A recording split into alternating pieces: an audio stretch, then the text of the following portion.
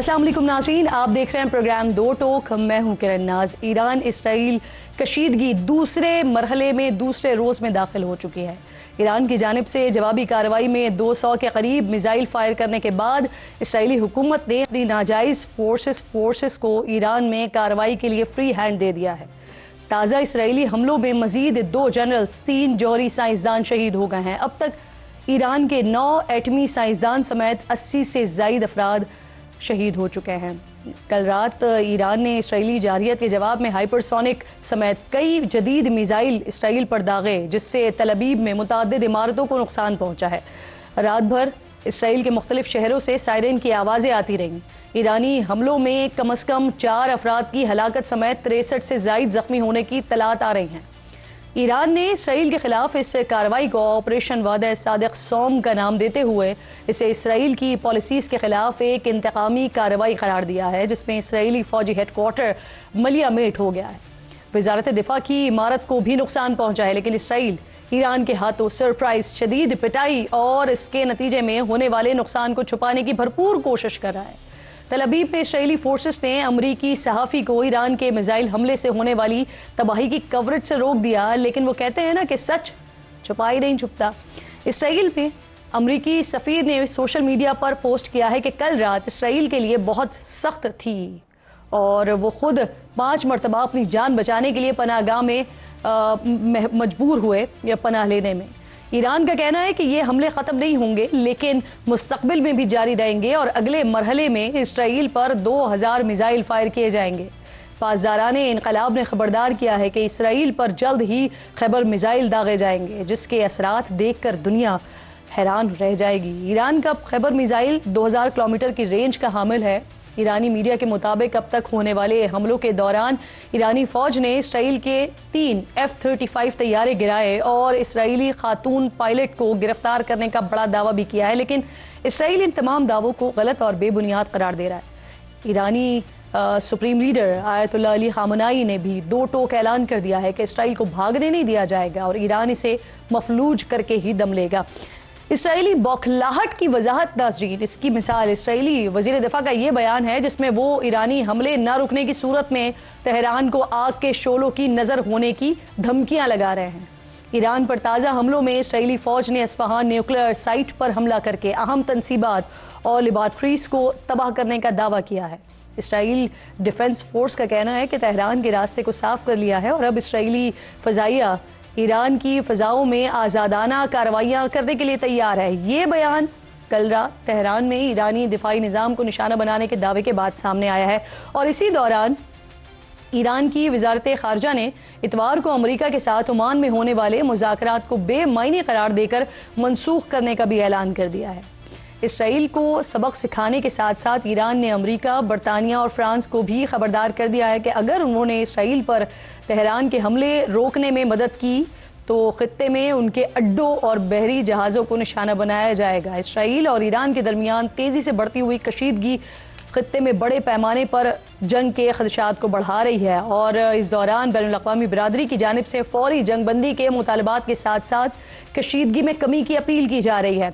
रूसी सदर Vladimir Putin ने ईरानी हममनसब मसूद पज़ेश्कियान और इसराइली वज़ीर आज़म नेतन्याहू से रब्ता करके जंग रोकने के लिए सालिसी की पेशकश की है, तो वहीं अक़वाम मुत्तहिदा के सेक्रेटरी जनरल ने दोनों मुल्कों पर जोर दिया है कि वो तहम्मुल का मुज़ाहरा करते हुए अमन और सिफारतकारी की तरफ वापस लौटें। जबकि सऊदी वली अहद शहजादा मोहम्मद बिन सलमान और अमरीकी सदर डोनाल्ड ट्रंप के दरमियान टेलीफोनिक राबते में खित्ते में कशीदगी कम करने पर जोर दिया गया है। बरतानवी वज़ीर आज़म ने सऊदी वली अहद शहजादा मोहम्मद बिन सलमान से टेलीफोनिक राबते में मशरिक़ वस्ता में तशवीशनाक सूरत हाल पर बात की है और इस दौरान कशीदगी कम करने की ज़रूरत से दोनों रहनुमाओं ने इत्तेफाक भी किया है। नाज़रीन, दूसरी तरफ तुर्क सदर ने ईरानी हम मनसब के साथ टेलीफोनिक रब्ता किया है। इसमें इसराइली हमले को बैनुल-अक़वामी क़वानीन की खिलाफ वर्जी करार देते हुए कहा है कि इसराइली वज़ीर आज़म नेतन्याहू ने यह हमला एटमी मुज़ाकरात को सबूताश करने के लिए किया है। उधर जंगी जुनून में मुब्तला नेतन्याहू का कहना है कि इसराइल ईरान में हर साइट और हदफ को निशाना बनाएगा। साथ ही वो ये दावा भी कर रहे हैं कि ईरान पर हमले में इसराइल को अमरीका की मुकम्मल हिमायत हासिल थी। पाकिस्तान इस तमाम तर सूरत हाल में अपने बरादर मुल्क ईरान के साथ खड़ा है।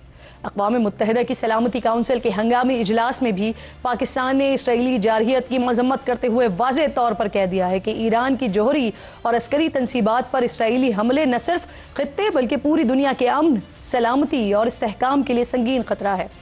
अक़वाम मुत्तहिदा में पाकिस्तान के मुस्तक़िल मंदूब आसिम इफ्तिखार ने सलामती काउंसिल पर जोर दिया है कि बैनुल-अक़वामी कानून की पासदारी करते हुए फौरी तौर पर इसराइली जारहियत को रोका जाए और इस बहरान को इसका हल बातचीत और सिफारतकारी के ज़रिए निकाला जाए। इसराइल और ईरान की कशीदगी की गूंज पाकिस्तान के ऐवान में भी गूंजी, जहाँ वज़ीर दिफ़ा ख्वाजा आसिफ ने कहा कि ईरानी हमारे भाई हैं। इसराइल ईरान और फ़लस्तीन को निशाना बनाया है। आलम इस्लाम का इत्तेहाद नागुज़ीर है। अगर आज मुस्लिम दुनिया मुत्तहद न हुई और हम सब खामोश रहे तो सबकी बारी आएगी। इजराइल ने यमन को, ईरान को, फ़लस्तीन को टारगेट बनाया हुआ है। अगर आज मुस्लिम दुनिया जो है मुत्तहिद ना हुई और अपने अपने एजेंडे पे अपने अपने मफादात का तहफ़्फ़ुज़ करती रही तो सबकी बारी आ जाएगी। एक ऐसा इनिशिएटिव की ज़रूरत है इस वक्त जिससे आलम इस्लाम का इत्तेहाद नज़र आए और इजराइल के साथ जहाँ जहाँ भी इस्लामी दुनिया में ताल्लुकात हैं उनको मुनक़ता होना चाहिए। नज़रीन, ख्वाजा आसिफ का ये स्टेटमेंट वाकई बहुत इंपॉर्टेंट है और अगर इसको इसराइल के पाकिस्तान से मुतल्लिक मौक़िफ़ की रोशनी में देखें तो समझ आ जाएगा कि उनका खदशा बिल्कुल दुरुस्त है। चंद साल पहले की बात कि इसराइली वज़ीर आज़म कह रहे थे कि ईरान की तरह जौहरी पाकिस्तान भी इसराइल के लिए ख़तरा है, और हाल की बात यह है कि भारत के ख़िलाफ़ पाकिस्तान हालिया नाकाम जारहियत भी भारत की, इसराइल ने मोदी का भरपूर वहाँ पर साथ दिया और पहलगाम के फॉल्स फ्लैग ऑपरेशन से पहले इसराइली एजेंट्स की भारत पहुँचने की खबरें पूरी दुनिया के सामने हैं। भारत को फैटफ के प्लेटफॉर्म पर भी मुंह की खाना पड़ी, जहां उसने पाकिस्तान को ग्रे लिस्ट में शामिल करवाने की कोशिशें की, लेकिन फैटफ ने न सिर्फ पाकिस्तान का स्टेटस बरकरार रखा है बल्कि मॉनिटरिंग के 5 में से 3 पॉइंट्स कम भी कर दिए हैं, जो यकीनन इसराइल और भारत दोनों के लिए एक और बदतरीन शिकस्त है। इस पर मजीद बात करने के लिए प्रोग्राम में आज मेरे इंतहाई मोअज़्ज़ज़ मेहमानों में मार्शल रिटायर्ड और डिफेंस एनालिस्ट हैं आमिर मसूद साहब, मेरे इंतहाई मोअज़्ज़ज़ मेहमान हैं, मुझे ज्वाइन कर रहे हैं। आपकी बेहद शुक्रगुजार हूँ। बैरिस्टर अकील मलिक साहब वज़ीर मुमलिकत बराए कानून है, प्रोग्राम में मेरे साथ मौजूद होंगे। आप दोनों मेहमानों की शुक्रगुजार हूँ।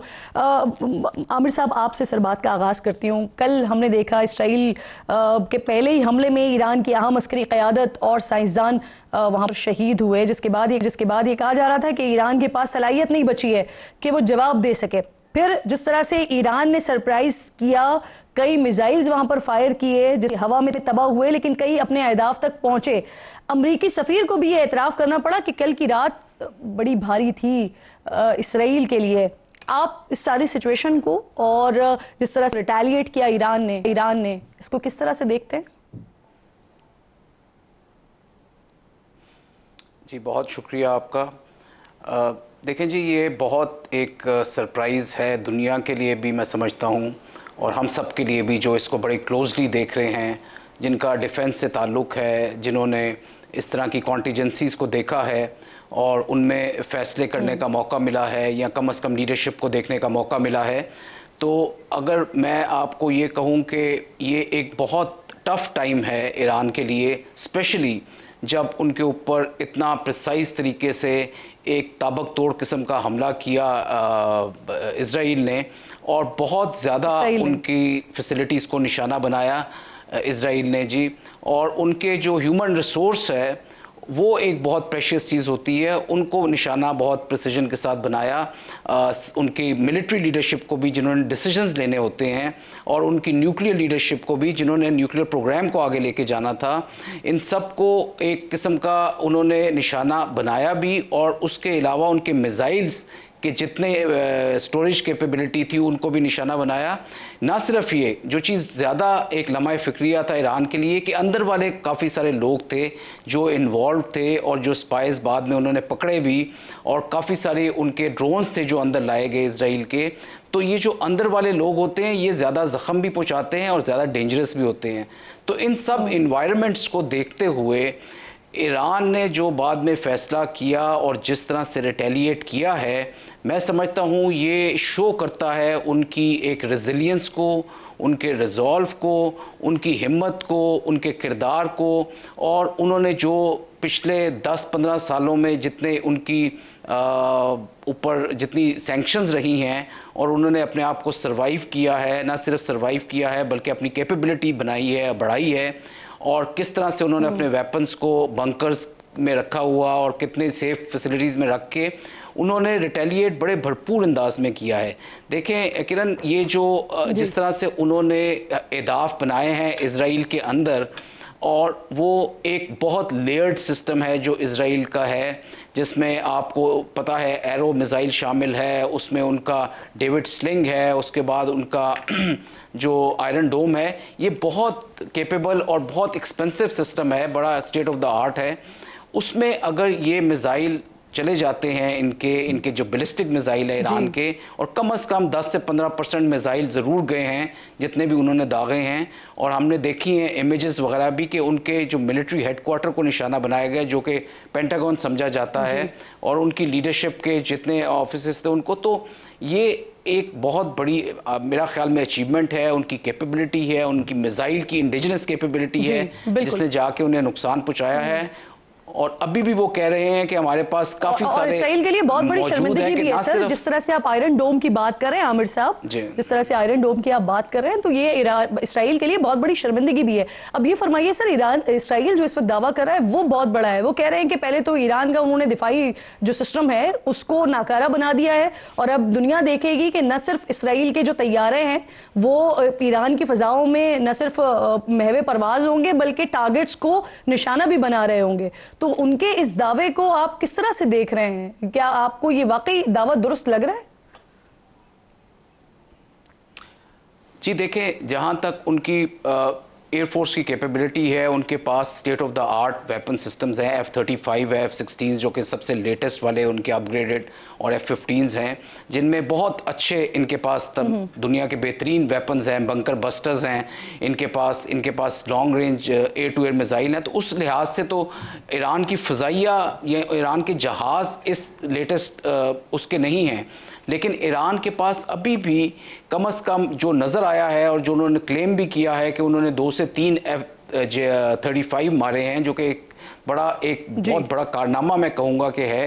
तो इससे ये मालूम भी होता है और ये वाज़ेह चीज़ भी है कि उनका अभी तक एयर डिफेंस सिस्टम जो है वो मौजूद है और फंक्शनल और ऑपरेशनल है, और वो इनके टारगेट्स को एहदाफ बना सकता है अपना, और कल एक कंप्लीट एयर डोमिनेंस जिसे कहते हैं या एयर सुपीरियरिटी जिसे कहते हैं जो पाकिस्तान ने अचीव की थी इंडिया के खिलाफ, वो मुझे नहीं लगता कि इजराइल की अचीव हुई है। तो आमिर साहब, वैसे आपने F-35 की बात की है सर, आपने F-35 की बात की है, तो ये कहीं से तस्दीक भी हो सकी है? क्योंकि इसराइल इस बात को मान नहीं रहा, ईरानी मीडिया इस बात का दावा कर रहा है, तो बावसूख ज़राए से कहीं से तस्दीक हुई है कि 3 गिरे हैं F-35?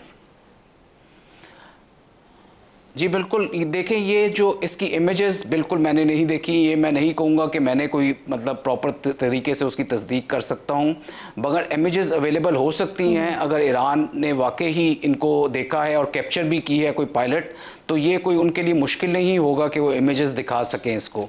लेकिन ये कि इस तरह की फॉग ऑफ वॉर में ये बड़ा मतलब 2-3 जहाज़ गिरना जो है वो ना सिर्फ ये कि ईरान की दिफाई कैपेबिलिटी की वजह से गिर सकते हैं, बल्कि ये जो नेबरिंग कंट्रीज थी ये भी जो फायर कर रही थी तो इनको कोई इतनी क्लियर आइडेंटिफिकेशन नहीं थी, जबकि इतने ज़्यादा मिसाइल फायर हो रहे थे, यूएवीज थे, जो ड्रोन्स थे एयर में, और इतने जहाज़ थे, तो ये भी लाइकली हो सकता है कि शायद कुछ इनके अपने मिसाइल भी, इनके इत्तेहादियों के मिसाइल भी इनको लग सकते हैं। तो एनीथिंग इज पॉसिबल, मतलब ये मुमकिन हो सकता है कि जहाज जरूर। आमिर साहब, ईरान एक और सरप्राइज की बात कर रहा है सर, और वो सरप्राइज खैबर मिसाइल्स की बात कर रहा है। 2000 किलोमीटर की गालिबन उसकी रेंज है। तो सर क्या स्पेसिफिकेशन है उस मिसाइल की, कितना जदीद है वो, उसकी टेक्नोलॉजी क्या है, जरा इस बारे में बताइएगा।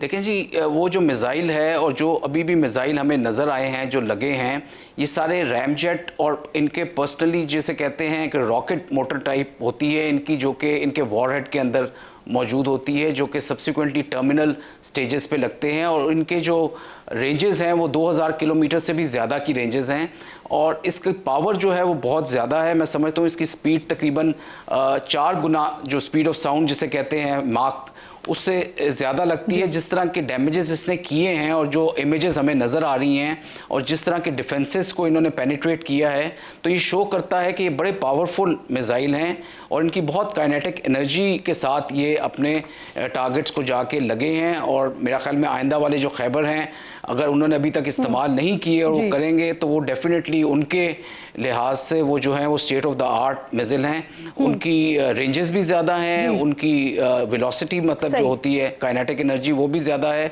और मेरा ख्याल में वो नुकसान भी ज़्यादा करेंगे अगर वो पेनिट्रेट कर जाते हैं, ज़्यादा करेंगे अगर। बिल्कुल ठीक, बिल्कुल ठीक। अच्छा आमिर साहब, मुझे ये भी फरमाइए सर, जैसे कि वज़ीर दिफा ने आज बड़ा इंपॉर्टेंट स्टेटमेंट दिया, उन्होंने कहा कि इस वक्त मुस्लिम इत्तेहाद का होना नागुज़ीर है और तमाम मुस्लिम रियासतें जो हैं वो इसराइल के साथ अपने ताल्लुकात को ख़त्म करें। तो आपको क्या ये मुमकिन दिखाई देता है? क्योंकि हम देखते हैं कि जैसे ही इसराइल ईरान के ऊपर अटैक करता है तो जॉर्डन से खबरें आ जाती हैं कि हम अपनी एयर स्पेस किसी को इस्तेमाल नहीं करने देंगे। फिर शाम और इराक के बारे में भी मुबैना खबरें आ रही हैं कि उनकी फ़िज़ाई हुदूद को इस्तेमाल करते हुए ईरान के ऊपर अटैक किया है। तो ये इस मुतालबे में आपको जान और होता हुआ दिखाई देता है जो ख्वाजा साहब कर रहे हैं? जी बिल्कुल, डिफेंस मिनिस्टर साहब ने जिस तरह से फरमाया है कि देखें, जितनी भी मुस्लिम ममालिक हैं, अनफॉर्चुनेटली इसराइल से लेकर ईरान तक जितने बॉर्डर्स लगते हैं वो सारे जो हैं वो एक फेवरेबली पॉइज्ड हैं इसराइल की तरफ, और इराक जो है वो आइसोलेशन का शिकार है उस जगह पे। और इस जंग में भी जब ये मिसाइल्स और प्रोजेक्टाइल्स चल रहे हैं तो वो तमाम प्रोजेक्टाइल्स जो ईरान से जा रहे हैं उनको काउंटर किया जा रहा है, और वो तमाम जहाज़ और प्रोजेक्टाइल्स जो दूसरी तरफ से आ रहे हैं इसराइल से, उनको फैसिलिटेशन दी जा रही है। ये तो साफ नज़र आ रहा है ये चीज़ तो। मगर ये जो डिफेंस मिनिस्टर साहब ने जो बयान दिया है वो बात बिल्कुल ठीक है। देखें, उन्होंने एक एक करके रिजीम चेंज की है, चाहे वो इराक हो, सीरिया हो और लिबिया हो, और सब्सिक्वेंटली उन्होंने न्यूट्रलाइज किया है गाज़ा को, हिजबुल्ला को, और जितना ये Syria as well as Yemen को। तो बारी तो मतलब सबकी आनी है, इस बात में कोई शक नहीं है।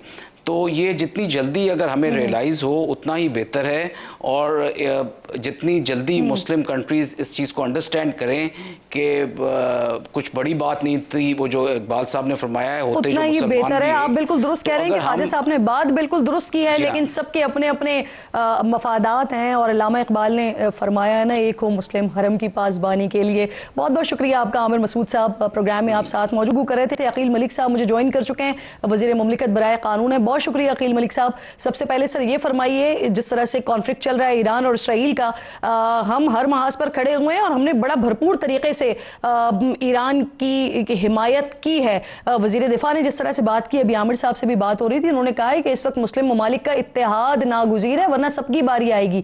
और ये भी रिकॉर्ड का हिस्सा है कि इसराइल अपने लिए पाकिस्तान को एक बड़ा खतरा समझता है। सर कितना बड़ा खतरा है आमिर सर? ये जो बात on the floor the house वज़ीर दिफा ने की है, और हुकूमत की भी एक क्लियर कट पॉलिसी जो है वो मंजर आम पे आ चुकी है। यूएन सिक्योरिटी काउंसिल की रेजोल्यूशन के हवाले से देखें या दीगर चीज़ें जिस तरह अनफोल्ड हुई, ज़ाहिरी बात है कि इस खत्ते में हम अमन का क़याम चाहते हैं और हम अमन चाहते हैं। अब ईस्टर्न बॉर्डर पे आप देखें तो भारत ने जो एडवेंचरिज्म किया या एडवेंचरिज्म करने की कोशिश की, उसका मुंह तोड़ जवाब तो उसको मिला। जिस तरह आपने बजा फरमाया कि बिल्कुल ये रिकॉर्ड का हिस्सा है कि इजरायली जो प्राइम मिनिस्टर हैं नेतन्याहू, उन्होंने बिल्कुल पाकिस्तान का भी नाम लिया, हालांकि हम उस मुल्क को तस्लीम नहीं करते, हमारा ना कोई लेना है ना कोई देना है, लेकिन बावजूद इसके कि उन्होंने इन तमाम ममालिक में पाकिस्तान का भी नाम लिया और एक खतरे की घंटी उन्होंने अपने तई जो यह खतरे का इजहार किया। तो जाहिर बात है कि हम एक रिस्पॉन्सिबल नेशन है, एक रिस्पॉन्सिबल न्यूक्लियर पावर हैं, और हम बिल्कुल इस अमन में, इस खत्ते में अमन चाहते हैं और अमन की ख्वाहिश रखते हैं। इसीलिए जो हमारा हाई पावर डेलीगेशन भी गया हुआ है वो अमन की बात करता है। सीज़ फायर तो एग्जिस्ट कर रहा है, लेकिन क्या वो सीज़ फायर आगे बढ़ सकेगा, नहीं बढ़ सकेगा, इस पर भी काफ़ी सवालिया निशान है। हम तो चाहते हैं कि टॉकिंग टेबल पे आया जाए, नेगोशिएशन टेबल पे आया जाए, बातचीत होनी चाहिए, लेकिन भारत टस से मस नहीं हो रहा। अब दूसरी तरफ देखें तो चीन के साथ वो बात करना चाहता है, क्योंकि उसके साथ जो डायरेक्ट फ्लाइट का एक राब्ता है वो बहाल करना चाहता है। लेकिन नेबर्स की तरफ देखें, जिस तरह हमारा एक हमसाया, हम भी एक हमसाए हैं, तो उस हवाले से वो हमसे बात नहीं करना चाहता।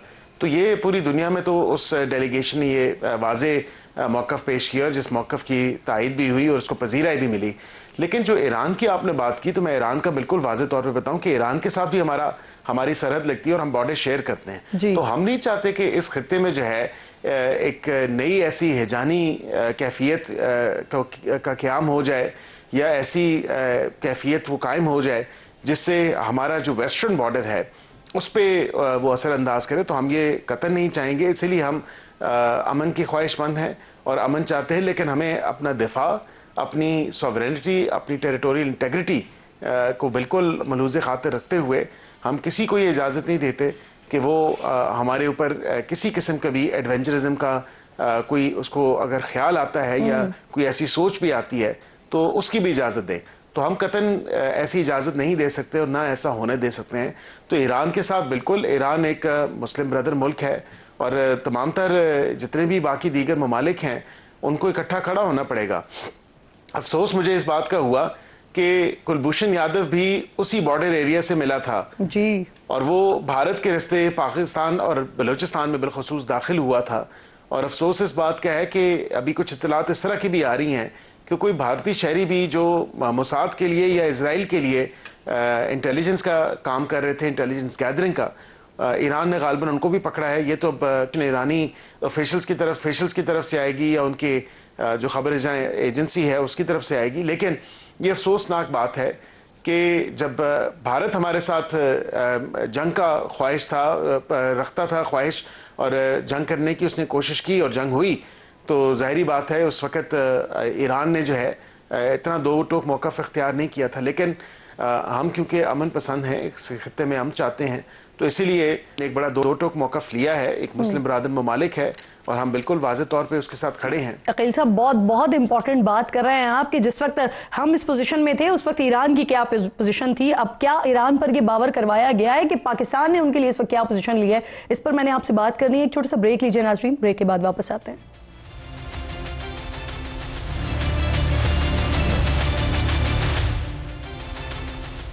प्रोग्राम में एक बार फिर आपको खुशामदीद कहूँगी। बैरिस्टर अकील मलिक साहब मेरे साथ मौजूद हैं। मलिक साहब, आपने ब्रेक से पहले बहुत बड़ी बात की है कि जिस तरह से हमने स्टैंड लिया है ईरान के लिए, इस तरह से जब पाक भारत जंग हुई थी तो ईरान का स्टैंड इस तरह से नहीं था, ईरान इस तरह से नहीं था। तो क्या उनको एहसास है इस बात का, या पाकिस्तान की तरफ से बावर करवाया गया है या करवाया जाएगा? देखिए, मेरे ख्याल से पूरी इंटरनेशनल कम्युनिटी ये देख रही है और UN सिक्योरिटी काउंसिल का जो इजलास था उसमें आपने देखा कि पाकिस्तान ने स्पेसिफिकली जो है वो दो टोक मौक़िफ़ इख्तियार किया, वहाँ पे भी किया, वज़ीर आज़म पाकिस्तान ने भी किया, वज़ीर दिफा ने भी किया, हमारे पार्लियामेंट से भी रेजोल्यूशंस पास हुई, दोनों सेनेट से और नेशनल असम्बली से। तो पाकिस्तानी कौम और पाकिस्तानी अवाम और पाकिस्तान की हुकूमत जो है, पाकिस्तान की स्टेट जो है, वो तो ईरान के साथ खड़ी है। ये अफसोस मैं इसलिए आपको अफसोस का इजहार किया क्योंकि ईरान का बॉर्डर हमारे साथ लगता है और एक हमसाया होने के नाते हमसायों के हकूक़ कुछ ज़्यादा होते हैं। तो हमसायों का जो हक था वो शायद उस तरह तो वो अदा नहीं कर सका, लेकिन बरकैफ हम उनके साथ खड़े हैं इस मुश्किल वक्त में, मुश्किल घड़ी में, और बिल्कुल हमने दो टोक मौक़िफ़ इख्तियार किया है। इसके बिल्कुल हमें इस चीज़ का इदराक है कि हमने एक बड़ी क्लियर पोजीशन ली है, जो कि इतनी आसान नहीं है, क्योंकि दीगर मुस्लिम ममालिक को देखें तो उनकी तरफ से अभी ऑन या इतने जल्दी कोई ऐसी स्टेटेड पोजीशन नहीं ली गई जितनी हमने पाकिस्तान ने पोजीशन ली है। बिल्कुल आप दुरुस्त कह रहे हैं सर। इस इसराइल ईरान जंग के मामले पर क्या OIC का इजलास बुलाया जा सकता है? पाकिस्तान दरखास्त करेगा इसकी? और क्या मुस्लिम ममालिक के इस मामले पर आपको यूनिटी दिखाई दे रही है? देखें अभी तो दीगर ममालिक और कितना, क्योंकि इतना फ्रेश एक सारी सिचुएशन है और बड़ी एक रॉ सिचुएशन है फिल वक्त और नेसेंट स्टेज पे है। लेकिन मैं ये समझता हूँ कि इस तमाम तर मामले पे OIC का इजलास ज़रूर होना चाहिए। मुस्लिम ममालिक को जो है वो इकट्ठा होना चाहिए और एक जॉइंट फ्रंट दिखाना चाहिए। अच्छा अकील साहब, ये भी फरमाइएगा, कल कुछ सहाफ़ियों ने ये दावा किया कि जब हमला हुआ उसके फौरी बाद हमारे कुछ ऑफिशियल सऊदी अरब गए, वहाँ हरमैन शरीफैन के दिफा और दीगर अहम मामलात पर डिस्कशन हुई, इसे कंफर्म करेंगे? देखिए, मेरे इल्म में तो ऐसी कोई बात नहीं है, और अगर कोई ऐसी बात हो भी तो बिल्कुल जो है बसीयत मुसलमान, मैं समझता हूँ कि ये हमारे पे फ़र्ज़ है हरमैन शरीफैन की जो उसकी सेफ्टी और सिक्योरिटी को इंश्योर करना। बिल्कुल अगर हमें कहा जाएगा तो हमें ज़रूर करनी चाहिए, क्योंकि हमारे मुक़द्दस मकामात हैं, और बिल्कुल हमें जो है पेश होना चाहिए इस तमाम तर मामले पे। ठीक। अच्छा सर, एक और अहम मामला भी, अभिनंदन के हवाले से भी बात हुई आज। उन्होंने कहा कि अभिनंदन की वापसी जो है वो सरेंडर था। स्पीकर अयाज सादिक भी माजी में इसी तरह के बयान दे चुके हैं कि पाकिस्तानी क़यादत की उस वक्त टांगे काँप रही थी। तो आपको नहीं लगता सर ऐसे बयानात मुल्की मफादात के खिलाफ हैं, नहीं देने चाहिए? नहीं, मैं समझता हूँ कि उस वक़्त की जो क़यादत थी, मिलिट्री लीडरशिप, और उसके साथ साथ जो वज़ीर आज़म पाकिस्तान थे इमरान खान साहब, तो ज़ाहिरी बात है कि मैं पहले भी कई दफ़ा ये कह चुका हूँ कि ये क़यादत का भी ज़र्फ़ होता है, और उनकी भी कैपेसिटी होती है, और उनकी भी एक स्टैचर होता है। अब क़यादत के अंदर अगर ज़रूरत नहीं उस वक़्त थी, तो ये तो शर्मिंदगी का सामना पूरी कौम ने किया, और मैं इसमें कोई डिस्टिंक्टिफाई नहीं कर रहा कि उस वक़्त की जो क़यादत थी उन्होंने क्या फ़ैसला किया और क्या नहीं किया, लेकिन ये बात कही गई कि अभिनंदन को वापस करना जो है वो सरेंडर था। तो मैं बिल्कुल इस बात से इत्तेफाक करता हूँ कि सरेंडर था, क्योंकि हमें अभिनंदन को, जिस तरह हमने कुलभूषण यादव को रखा हुआ है, बिल्कुल हमें उसी तरह जो है उसको सामने रखना चाहिए था, ताकि आज जो भारत हमारे पे बेबुनियाद इल्ज़ाम लगा रहा है, ताकि ये चीज़ वाज़ेह तौर पे सामने आती कि एक तो उनका इंटेलिजेंस ऑफिसर, और दूसरा जो है पाकिस्तान के ऊपर हमला करने के हवाले से उसने, वो जब पाकिस्तान की सरजमीन पे पहुंचा तो फिर ज़ाहिरी बात है कि एक आलमी कवानीन है, जो प्रिजनर्स ऑफ वॉर होते हैं उनको जो है उस हवाले से डील किया जाता है। तो उनका रिटर्न जो है, मैं समझता हूँ कि मैं तो इससे इत्तेफाक नहीं करता कि उनका रिटर्न होना चाहिए था। बरकैफ ये उस वक़्त की लीडरशिप ने फैसला किया, और ये जो पेंट किया जा रहा है, जो कहा जा रहा है कि ये पार्लियामान का मुत्तफ़िका फैसला था, ऐसी बात मैं नहीं समझता कि कोई ऐसी बात थी, और पार्लियामेंट ने ये फैसला किया है। पार्लियामेंट ने तो फैसला नहीं किया, ये तो उस वक़्त की लीडरशिप का फैसला था, और ये बात वज़ीर दिफा भी कह चुके हैं और दीगर लोग भी कह चुके हैं गाए बगाए कि उस वक़्त सेपरेटली मीटिंग करके उस वक़्त के आर्मी चीफ ने और उस वक़्त के वज़ीर आज़म ने ये डिसाइड किया कि भेजना है, तो उससे पूरी कौम का जो है एक शर्मिंदगी का, नदामत का सामना करना पड़ा। ये हाइपोथेटिकली सर, अगर उस वक्त शहबाज शरीफ वजीर आजम होते तो क्या सिचुएशन मुख्तलिफ होती? अभिनंदन वापस ना जाता, जेल में होता इस वक्त? मेरे ख्याल से जिस जुर्रत का, जिस वलवले का, जिस लीडरशिप का मुजाहरा शहबाज शरीफ साहब ने किया है इस 6 और 7 की रात को, और उसके साथ 10 तारीख को, 10 मई को जब भारत के साथ जंग हुई, तो जाहिर बात है, मैंने आपको जिक्र किया ना कि ये क़यादत की अपना एक स्टैचर होता है, क़यादत की अपना एक उसका एक ज़र्फ़ होता है, और उसकी अपनी एक उसका विजन होता है, उसकी लीडरशिप स्किल्स होते हैं। तो शहबाज शरीफ साहब ने तो ये दिखाए, तो जाहिर बात है कि अगर उस वक़्त शहबाज शरीफ साहब होते वज़ीर आज़म पाकिस्तान, तो वाक़तन मुख्तलिफ होता, और ये फैसला ना होता कि अभिनंदन को वापस भिजवा देना माकूल समझा जाता। यानी आप ये कह रहे हैं कि 2019 में अगर शहबाज शरीफ साहब वजीर आजम होते तो अभिनंदन को अभी वीर चक्र नहीं मिल रहा होता, वो पाकिस्तान की जेल में होता? जी बिल्कुल, वो जेल में होता, और जो कानून के मुताबिक उसके राइट्स थे, जो कानून में है इंटरनेशनल ह्यूमैनिटेरियन लॉ के हवाले से, उसको वही सहूलियात मैसर होती हैं, और उसी तरह उसको डील किया जा रहा होता। बिल्कुल ठीक। अच्छा अब सर, बजट के मामले पर भी जरा बात कर लेते हैं। पीपल्स पार्टी ने बजट पर मुल्क गिर एहतजाज का ऐलान किया है। वज़ीर आला कह रहे हैं कि अगर पब्लिक सेक्टर डेवलपमेंट प्रोग्राम दुरुस्त नहीं किया गया और सोलर पैनल पर जो 18% का टैक्स लगाया गया है वो ख़त्म नहीं किया गया, तो फिर बजट को सपोर्ट नहीं करेंगे। तो इस पर क्या कहते हैं सर? आपको लगता है कि माजी की तरह पीपल्स पार्टी सिर्फ बयानात पर इक्तफा करेगी और जब मानने की बारी आएगी तो वो आ जाएंगे? देखिए, पीपल्स पार्टी हमारी नहायत ही अहम इत्तेहादी जमात है, और ज़ाहिरी बात है इस तमाम तर मामले के ऊपर अभी तक तो मैंने किसी सेंट्रल फिगर से या मेन लीडरशिप से ये बात नहीं सुनी। मुख्तलिफ जगहों से ये बातें आ रही हैं, लेकिन फिर थोड़ा सा आप ये सवाल पीपल्स पार्टी वालों से भी करें कि PSDP में कितने पैसे जो हैं वो सिंध को जा रहे हैं, तो वो भी कम से कम देखा जाए। अब ये बजट जो है, उनसे ज़ाहिरी बात है कि ये थ्रेड पे डिस्कशंस हो रही हैं कमेटीज़ में, फाइनेंस की कमेटी में, और उनकी जो मेन लीडरशिप है जो ऐवान के अंदर भी मौजूद है, वो भी उसका हिस्सा है। कोई ऐसी खास बात सामने नहीं आई जिस पे कोई एतराज़ हो। जो नहीं, अकील साहब आप ये कह रहे हैं कि आप मुतमईन हैं कि पीपल्स पार्टी सिर्फ आवाम में बयानात दे रही है और जब बजट मंजूरी की बात आएगी तो वो आपको वोट देगी? आप किरण साहिबा 27 तारीख जब आएगी तो फिर देखिएगा। वैसे तो ये मनी बिल या बजट प्रपोजल जो है ये कोई आसमानी सहीफा नहीं है, इसमें 19-20 की चेंजेस आ सकती हैं, लेकिन देखेंगी कि 27 तारीख आएगी तो तमाम तर इत्तेहादी इंशाल्लाह हुकूमत के साथ खड़े होंगे। बिल्कुल ठीक, बहुत बहुत शुक्रिया अकील मलिक साहब, प्रोग्राम में आप साथ मौजूद थे। हम गुफ्तगू आप कर रहे थे पाकिस्तान पीपल्स पार्टी के हवाले से भी कह रहे थे कि साथ ही मौजूद होंगे जो भी वो स्टेटमेंट्स दे रहे हैं उसके बरक्स। अली मोहम्मद खान साहब मेरे इंतहाई मोअज़्ज़ज़ मेहमान है, रहनुमाए तहरीक इंसाफ के, ज्वाइन कर रहे हैं। बहुत बहुत शुक्रिया अली मोहम्मद खान साहब। सबसे पहले मुझे ये फरमाइए, जिस तरह का स्टैंड पाकिस्तान की तरफ से लिया गया, वाज़ेह तौर पर पाकिस्तान ने कह दिया कि हम ईरान के साथ खड़े हैं, आप समझते हैं ये काबिल तहसीन अमल है पाकिस्तान का? बिस्मिल्लाहिर्रहमानिर्रहीम, अल्लाह मोहम्मद व आले मोहम्मद, कुल्लु मुस्लिमन इख्वा, तमाम मुसलमान एक बदन की तरह हैं। सही बुखारी की हदीस शरीफ है जनाब मोहम्मद रसूलुल्लाह सल्लल्लाहु अलैहि वसल्लम की। तो बावजूद इसके कि हमारा खून का रिश्ता नहीं होता, लेकिन जब गजा में खून बहता है, जब तेहरान पे हमला होता है, जब काबुल में खुदा न खास्ता बम धमाका होता है, या कहीं किसी मुसलमान को तकलीफ पहुंचती है, तो हमारा दिल दर्द करता है। तो मेरे ख्याल में तौर मुसलमान एक अच्छा स्टैंड लिया है तेहरान के साथ, लेकिन हमें ज़्यादा मजबूत किरदार अदा करना चाहिए। और जिस तरह जनाब इमरान खान साहब जब वज़ीर आज़म थे तो अफ़गानिस्तान के मामले पे जिस तरह OIC को इकट्ठा किया था, मेरे ख्याल में मियाँ साहब को भी, अपना शहबाज साहब को भी वो किरदार अदा करना चाहिए और पाकिस्तान को लीड लेनी चाहिए, उम्मत मुस्लिमा को इकट्ठा करना चाहिए।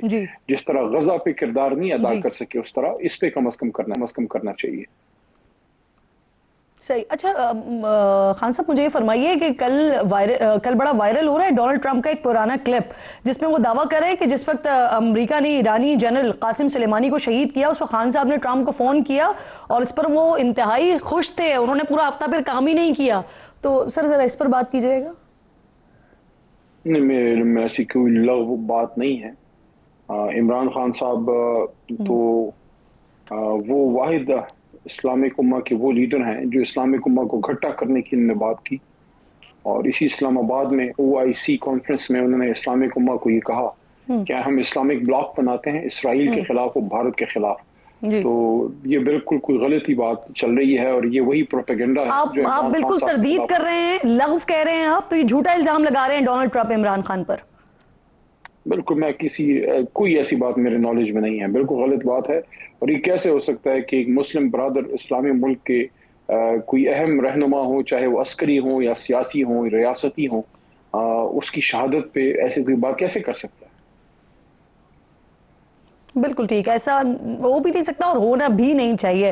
अली साहब मुझे ये फरमाइए, आपसे पहले मेरे प्रोग्राम में अकील मलिक साहब मौजूद थे और लंदन की वापसी के हवाले से वही कह रहे हैं कि ये पार्लियामेंट का फैसला नहीं था बल्कि वज़ीर आज़म उस वक्त के और आर्मी चीफ उस वक्त के, उनका ये मुश्तरका फैसला था। और वो कह रहे हैं कि अगर उस वक्त इमरान खान के बजाय शहबाज शरीफ साहब वज़ीर आज़म होते तो स्टांस पाकिस्तान का मुख्तलिफ होता, यानी अभिनंदन अभी वहाँ पर इंडिया में वीर चक्र वसूल नहीं कर रहा होता बल्कि वो पाकिस्तान की जेल में सड़ रहा होता। सर देखिए, डिफेंस मिनिस्टर ख्वाजा आसिफ साहब हमेशा गैर जिम्मेदार बयानों के लिए मशहूर हैं। माजी में भी उनकी फौज के खिलाफ कुछ स्पीचें मौजूद हैं, लेकिन बतौर डिफेंस मिनिस्टर अभी जो पाक इंडिया वॉर हुई है उसमें भी उन्होंने गैर जिम्मेदाराना गुफ्तगू की, आज भी गैर जिम्मेदाराना गुफ्तगू की, क्योंकि पाकिस्तान के दिफा के वजीर की जानिब से चंद साल पहले एक जीती भी जंग पे सवालिया निशान बनाना ये बहुत गलत बात है। क्योंकि हम तहरीक इंसाफ की मैं बात करूंगा, हम जब भी एस्टैब्लिशमेंट की बात करते हैं तो हम ये कहते हैं कि फौज का एस्टैब्लिशमेंट का सियासत में रोल नहीं होना चाहिए, लेकिन उनके पेशावराना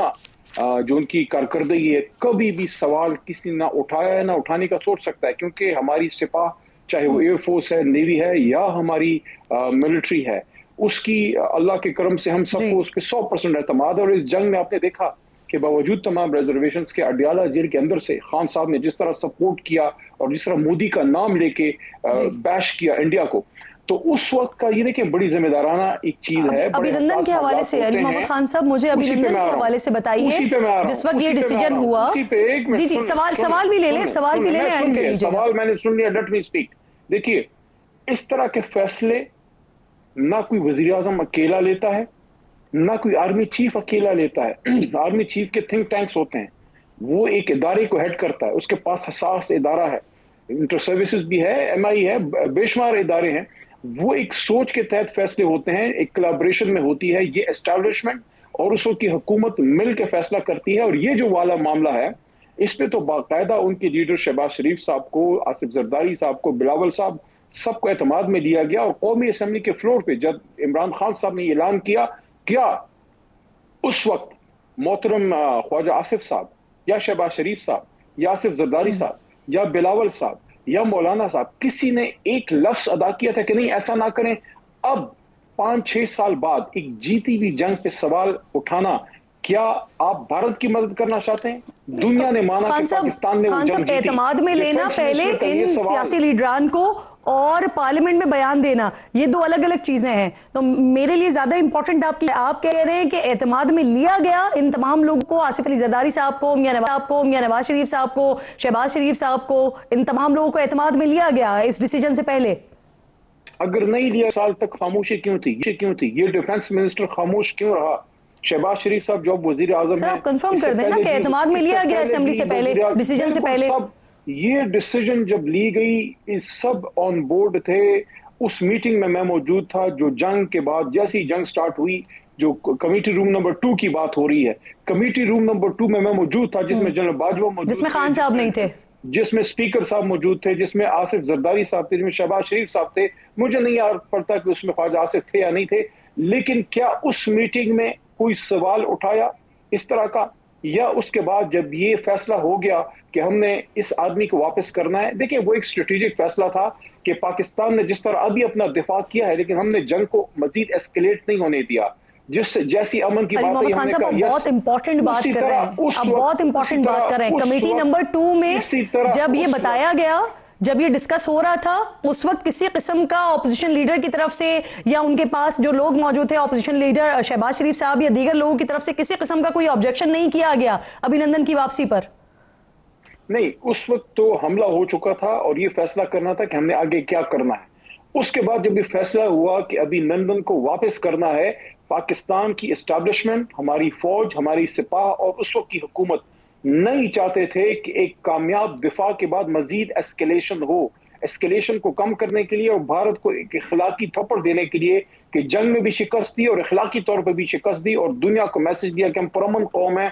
ये फैसला वज़ीर आज़म इमरान खान का अकेला नहीं था। ऑपोजिशन ने इस पर कोई एतराज नहीं किया था उस कमेटी नंबर 2 की मीटिंग में। मुझे ये बताएं कि जब पार्लियामेंट के फ्लोर पे उस वक्त के वज़ीर आज़म ने ये बात की कि हम इस आदमी को वापस करने जा रहे हैं, दुनिया के सामने भारत के मुंह पे एक जनाटेदार थप्पड़ मारने जा रहे हैं। खान साहब, मैं यही तो आपसे बात कर रही थी ना। अगेन देखें, वही बात हो गई कि उस कमेटी के अंदर अभिनंदन की वापसी वाली बात नहीं हुई, लेकिन असेंबली के फ्लोर पर फिर ये अनाउंस किया गया।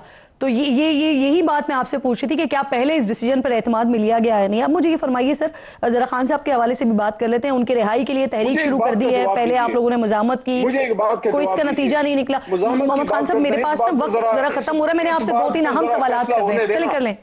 इस बात की सबसे अहम फैसला, सबसे अहम सवाल और कोई है ही नहीं। मुझे ये बताएं, ये जंग हमने जीत ली है जो मौजूदा है, हमारी एस्टैब्लिशमेंट से रिजर्वेशंस बेशुमार हैं, लेकिन क्या हमारे किसी जिम्मेदार शख्स ने एक सवाल उठाया? हम समझते हैं कि हमने कामयाब दिफा किया, मजीद एस्केलेशन पाकिस्तान के हक में नहीं थी। जब इन्होंने अमन की बात की, हम सब ने सपोर्ट किया, यस अमन होना चाहिए।